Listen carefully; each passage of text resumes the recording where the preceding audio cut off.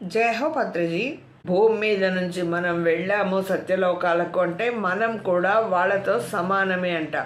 అందరూ ఒకటే, మీరైనా అందరూ ఒకటే. అందరూ అక్కడ ధ్యాన సాధన చేస్తూ ఉంటారు, అక్కడ కూడా ధ్యాన సాధన చేస్తూ ఉంటారు. ఫిజికల్గాను యాస్ట్రల్గాను వెళ్ళి సాధన చేస్తూ ఉంటారు. భూమి మీదనే ఉన్నవాళ్ళు లేని వాళ్ళు అని తేడా.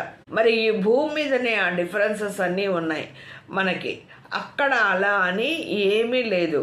సత్యలోకంలోని వారు కొందరం సదానంద యోగి అంటే నేను, లాహిర్ మహాశయులు, రమణ మహర్షి, పరమహంస యోగానంద మొదలైన వాళ్ళు ఒప్పందం తీసుకొని తలా ఒక జన్మ తీసుకొని అమాయక ప్రజలకు సహాయం చేసి కొద్దిగా అయినా వారిలో మార్పు తీసుకొస్తామని ఈ భూమి మీదకి వచ్చాం. వాళ్ళందరూ ఇట్లా వచ్చారంట చూడండి, మనల్ని ఎన్లైటన్ చేయడానికి, మనలో ఆధ్యాత్మికత నేర్పించడానికి, మనకు ధ్యాన సాధన నేర్పించడానికి వచ్చారంట.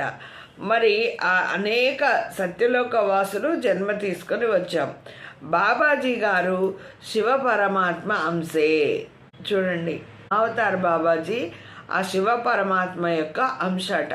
మమ్మల్ని అందరినీ అంశాలుగా చేసి మాకు నేర్పించి పంపించారు. ఎంతమంది గురువులం ధ్యానం నేర్పించడానికి భూమి మీదకు వచ్చి ఎంత ఇబ్బంది పడుతున్నామో ఇక్కడ.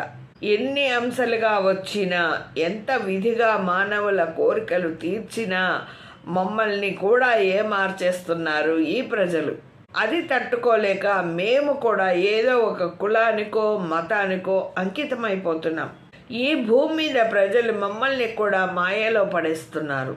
వీరిని సరిచేయాలని మళ్ళీ అందరినీ అంశాలుగా పంపించి మెల్లగా దారిలోకి తెచ్చుకుంటున్నారు.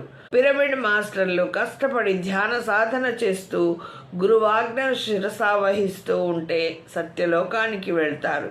గురువులను శిష్యులు సేవించే విధానం మాలాగా శిష్యులు గురువులను ప్రేమించి సేవించాలి. నేను పత్రి ఎలా ఉన్నామో గురు శిష్యుల సంబంధం అలా ఉండాలి.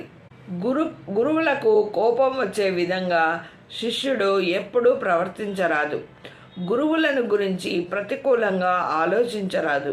వారు తిట్టినా కొట్టినా సరే శిష్యుడిని దారిలో పెట్టడానికి అలా చేస్తారు తప్పితే గురువులకు శిష్యుల మీద కోపం ఉండదు.